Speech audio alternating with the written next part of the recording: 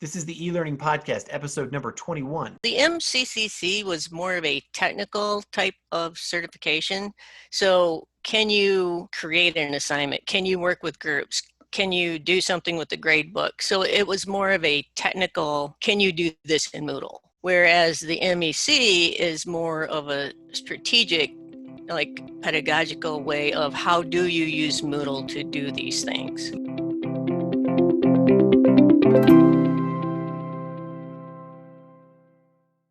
Welcome to the e-learning podcast from lmspulse.com. My name is Stephen Laddick, and I'm the director at LMS Pulse. For the veterans of the Moodle Learning Management System, my guest today may need no introduction. Kim Salinas, a solutions architect at Elearning Experts, is perhaps the most recognizable Moodle teacher out there.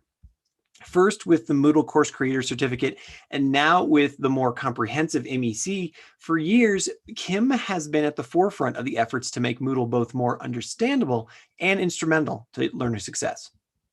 In this conversation, Kim and I talk about the Moodle Educator Certificate, or the MEC, which, contrary to what the name may imply, it does not teach you how to use Moodle, but how to take your digital education to the next level through the use of Moodle. We also talk about digital education competencies and why teachers everywhere should consider them essential in our new normal of learning. We also talk about how the MEC is a milestone in the way Moodle and its partners approach education and the ways the MEC itself is in continuous evolution.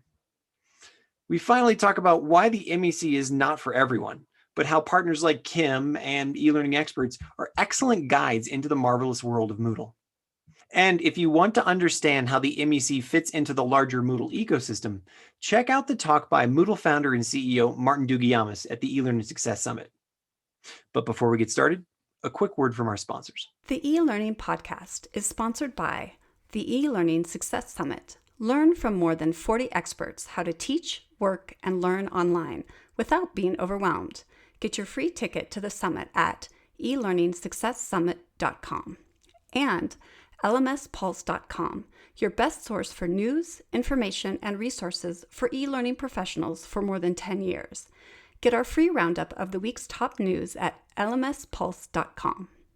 Hello, Kim. Welcome to the show. Hi, Stephen. Thank you for having me. It's a pleasure to be here. My pleasure. The pleasure's all mine. Where, in the background, it looks like a forest, but where do we find you? Where do we find you sitting today? This is just wallpaper, actually. So it's a real background. It's not even virtual.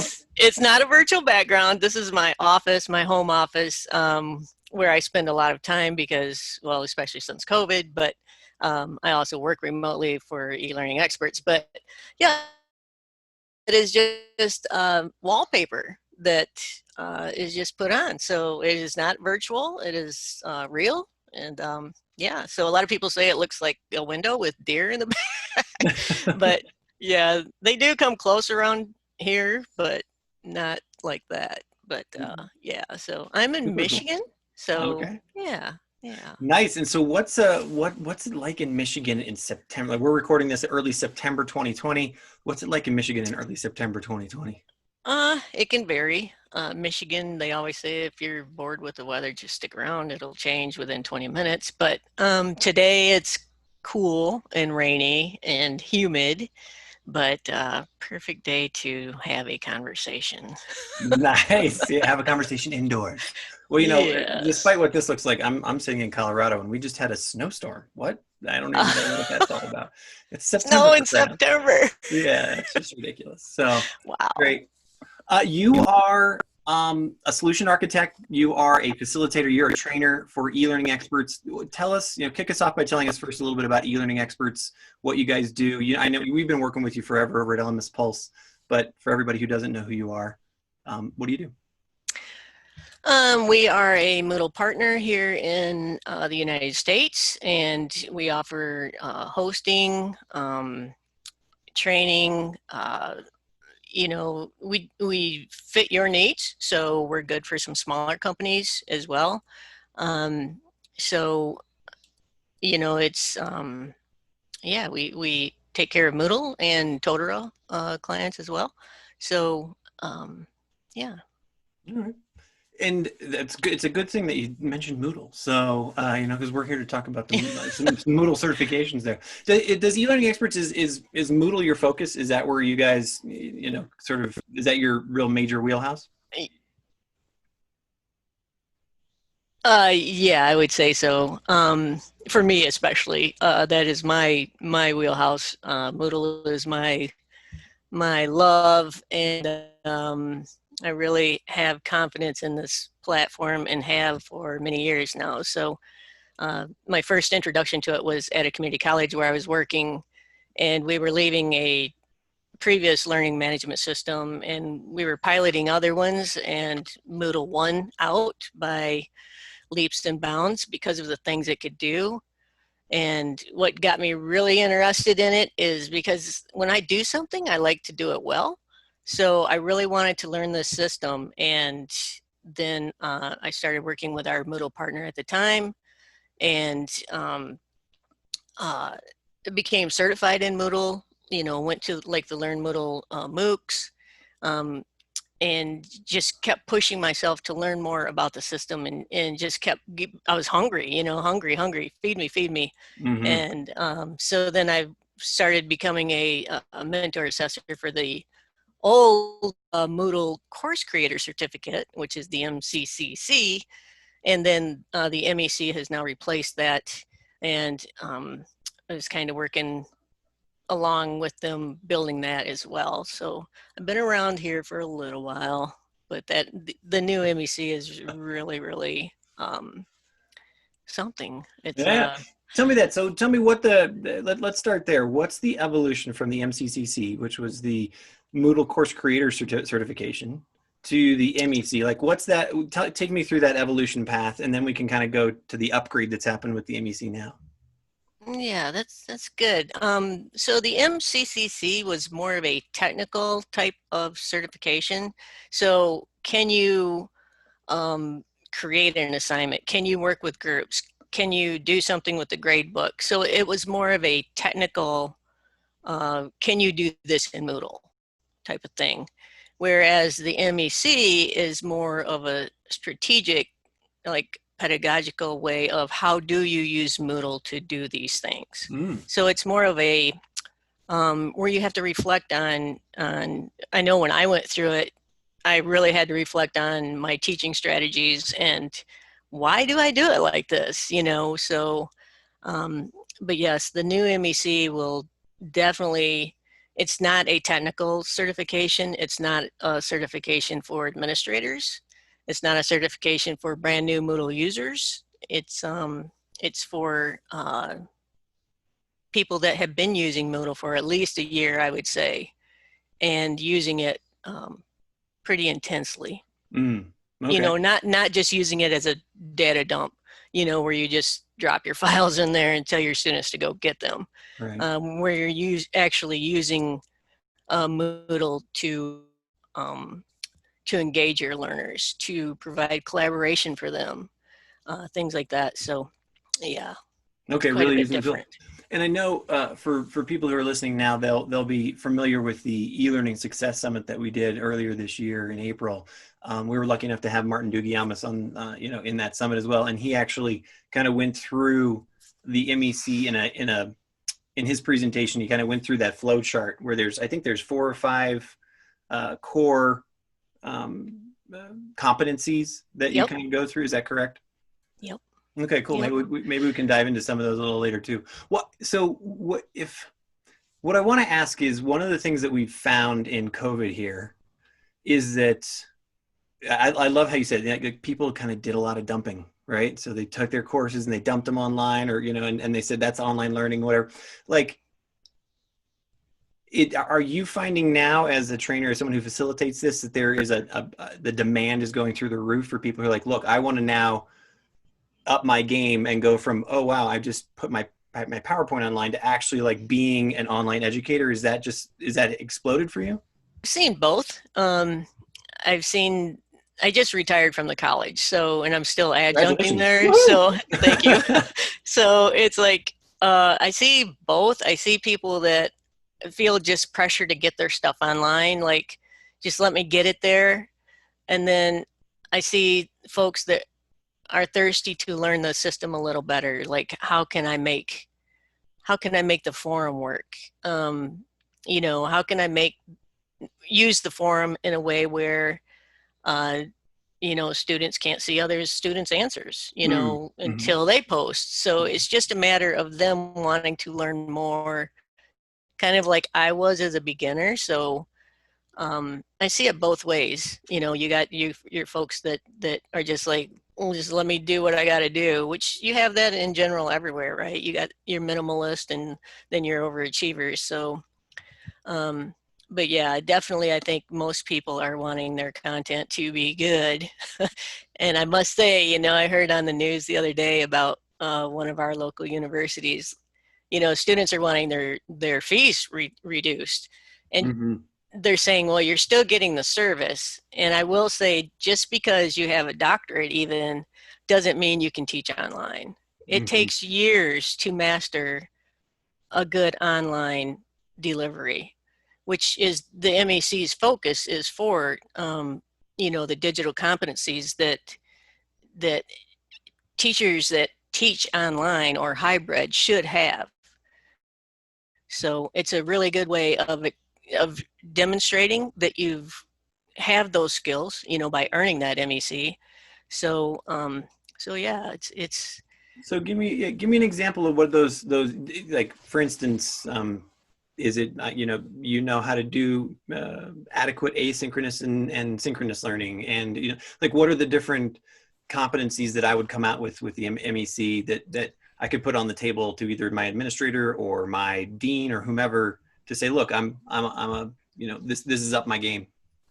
Yeah, well, there are 22 digital competencies, and they're spread out through 6 different areas. And I'm just going to look at my cheat sheet here.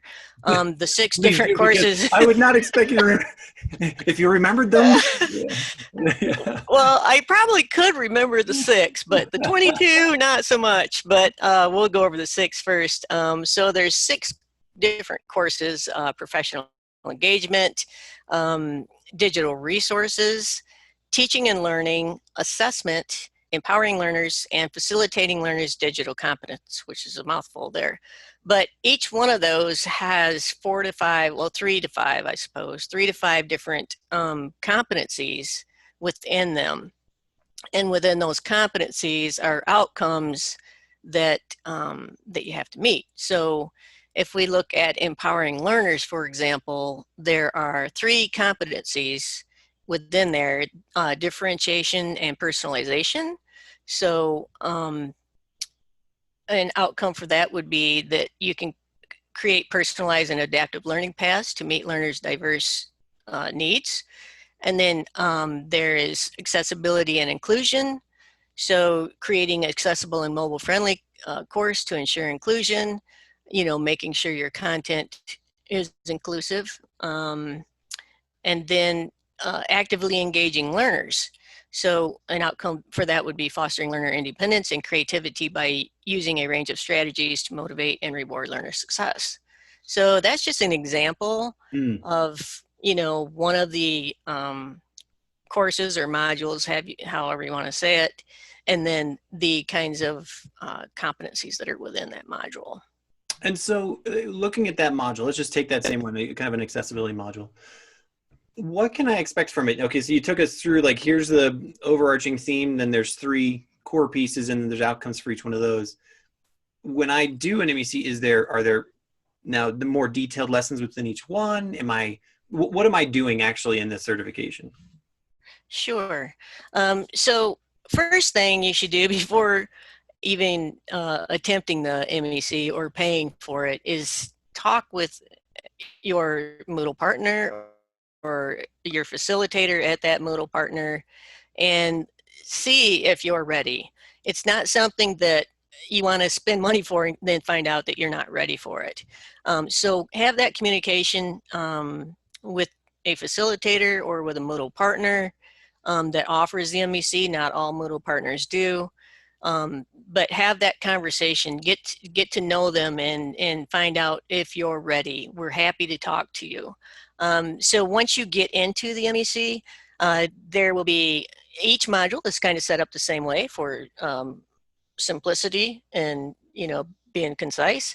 So you'll have like a self-assessment.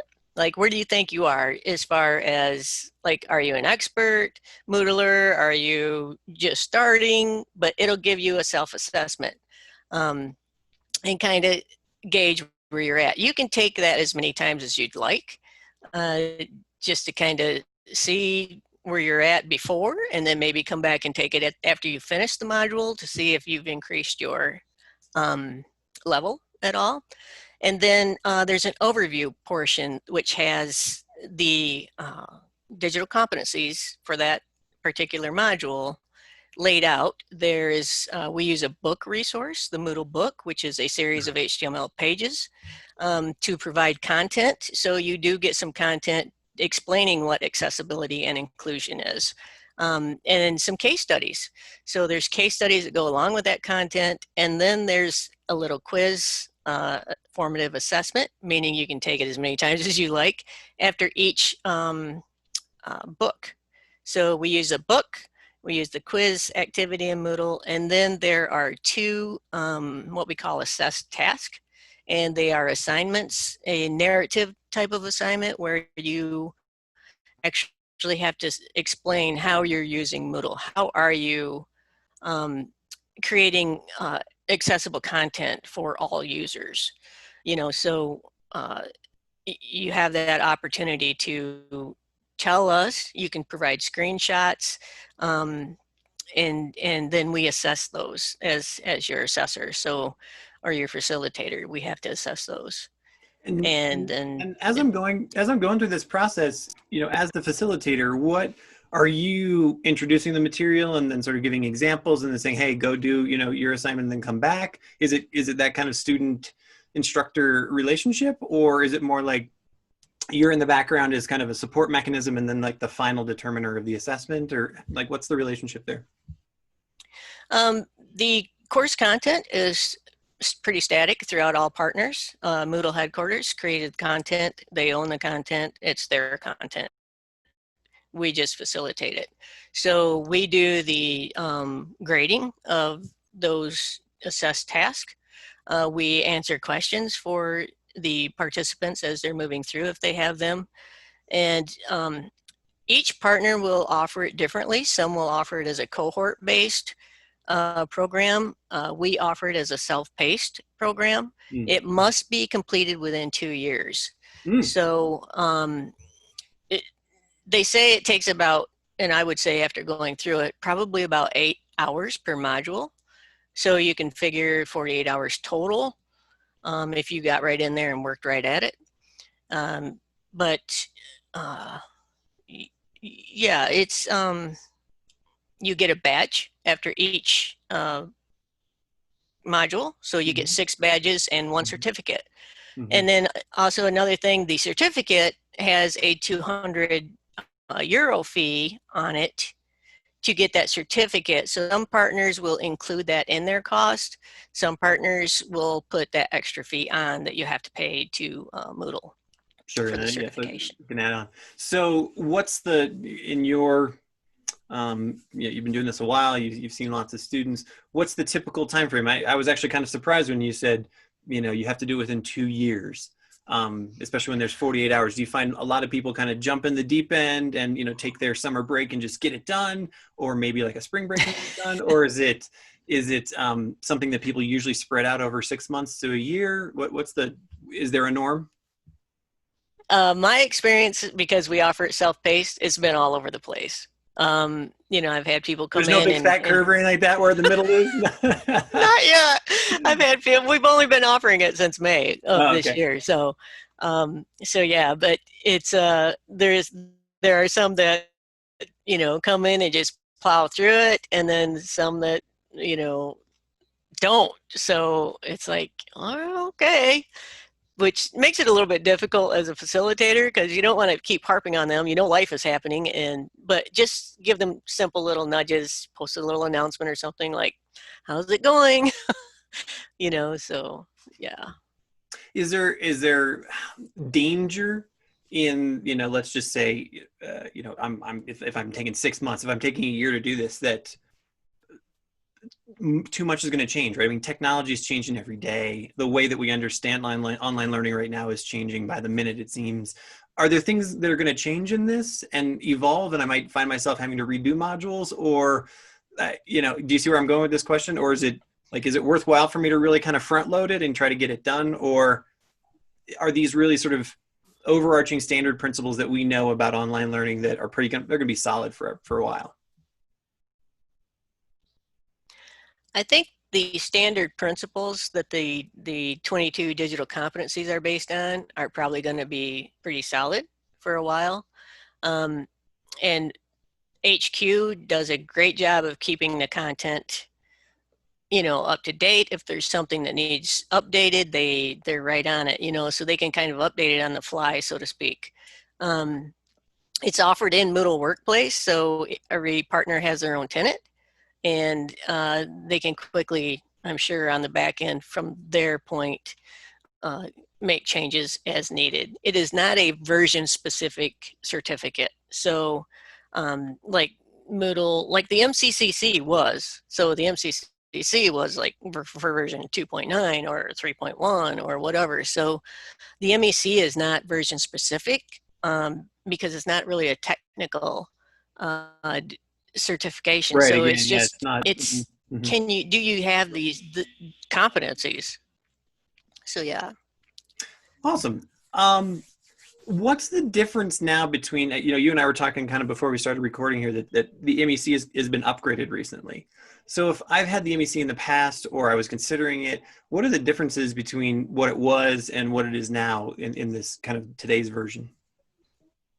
So the MEC had the initial rollout, which was it still had the 22 competencies. It was somewhat cumbersome to facilitate anyway, but so if you earned the core or the foundation level of that MEC, which would have been in 2019, then if you come over to get the full MEC now, which would be the comprehensive MEC in the old terminology, then you would get credit for the teaching and learning module. So you would not have to go through that module. So you would earn that badge automatically.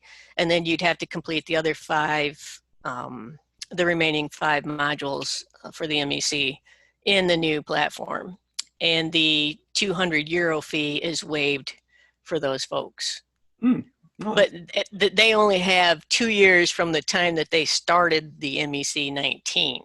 Oh, whoa. So yeah, so their 2-year time frame is a little shorter than other people's. But for sure, yeah. yeah. Okay.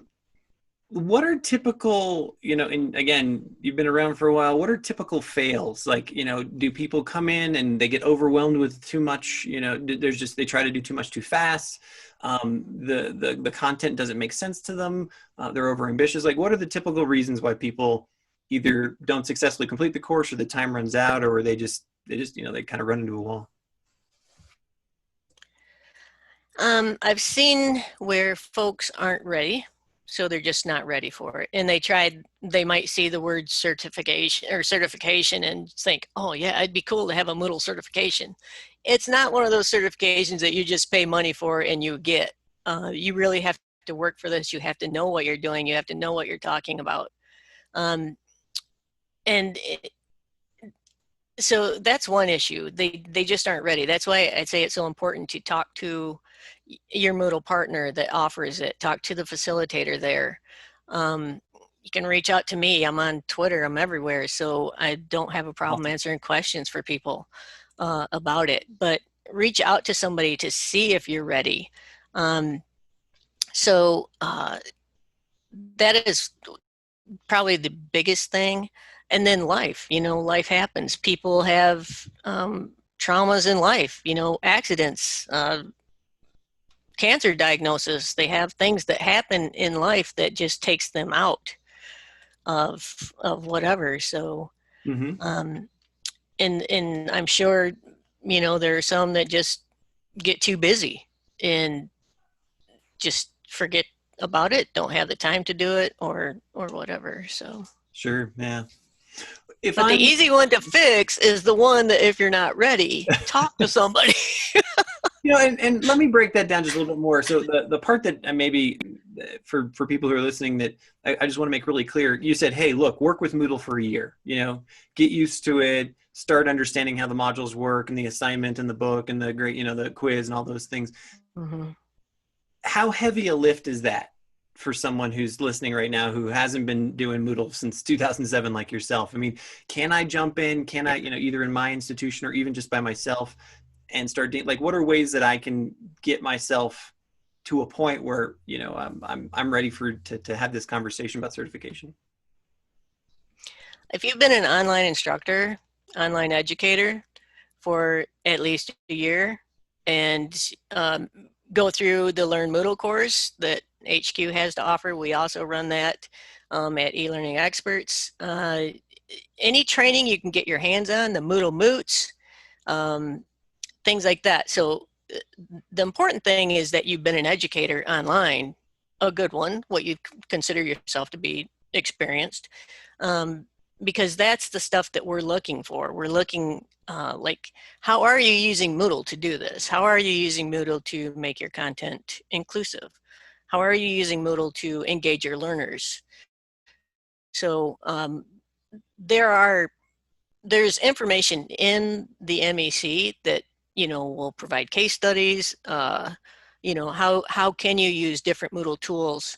So if you're somewhat new to Moodle, like you've only been using it for a year, but you've been an educator for a couple of years even online, then I think you would be fine. Okay, fantastic.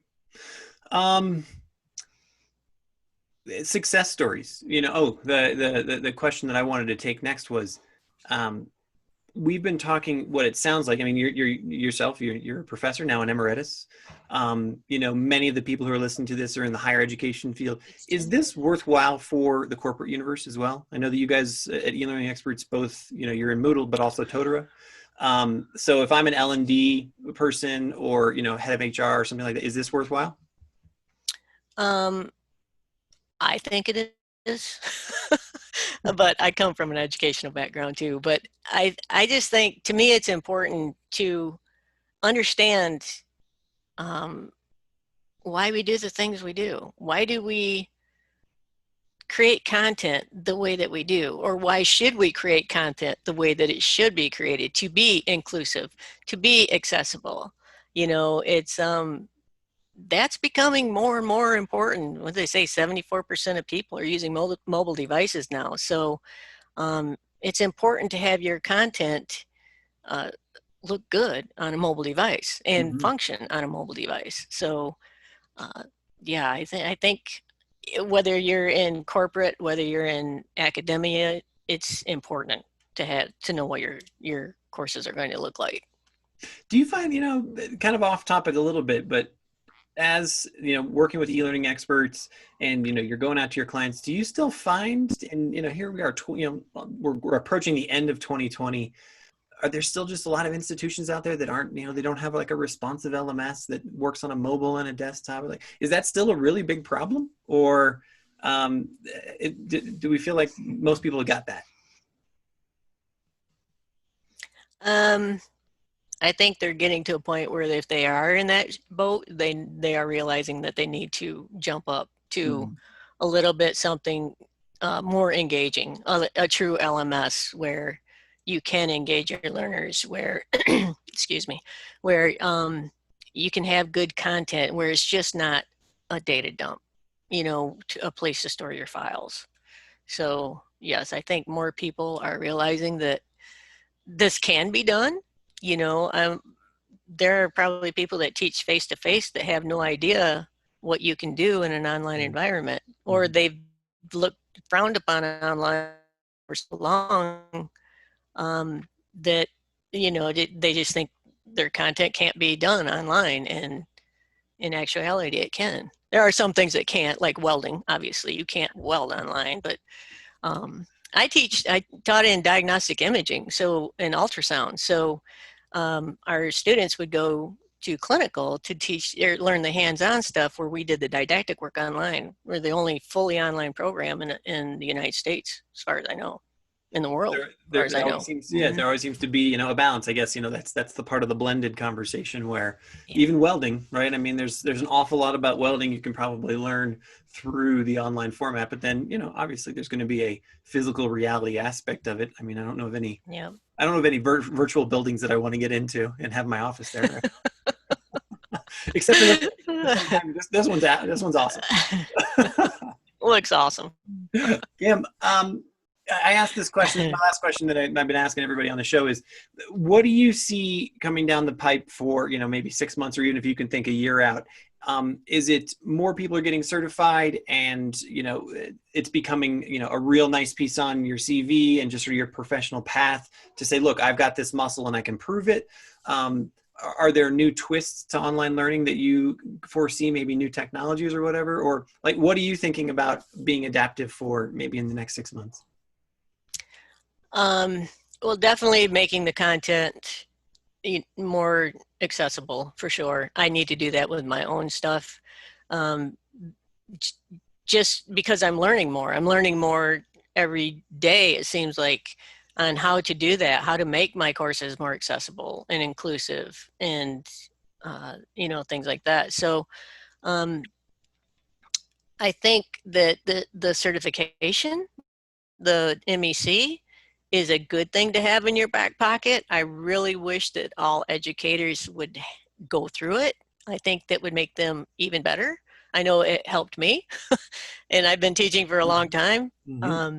But it really opened my eyes, like, how accessible is my stuff? How inclusive is my content? It's like, am I doing a good job? I got room for improvement. So it's opened my eyes to say, hey, I can make improvements here. And I think that, the mobile world is huge. Everybody's doing things on their device. They're not having a computer sitting in front of them or a television, or everything is on this device, right? So yeah, I think that's definitely a way of the future. It's already here, really, but I think more people are going to focus on, it's my dream that more people focus on creating their content so it's accessible for all. Fantastic. Kim, this has been a great conversation. I really appreciate learning more about the MEC and e-learning experts. Thanks for being on the show today, and I hope that we get to talk to you again in 6 months or so. All right, appreciate it. Thank you so much for having me on the show. Thanks again for tuning into today's episode of the e-learning podcast. If you like what you've learned today in this episode, I encourage you to either follow us or subscribe to us on Facebook or Twitter or YouTube. And please do share this episode with 1 or 2 of your colleagues or friends. Also, I just want to remind you that you can level up your online learning game with all of the information that's available at the eLearning Success Summit. You can get your free ticket at elearningsuccesssummit.com. And finally, you can also stay up to date on everything that's important, all the news and the resources for e-learning professionals at lmspulse.com. Get our free newsletter by just going to lmspulse.com today. Thanks again.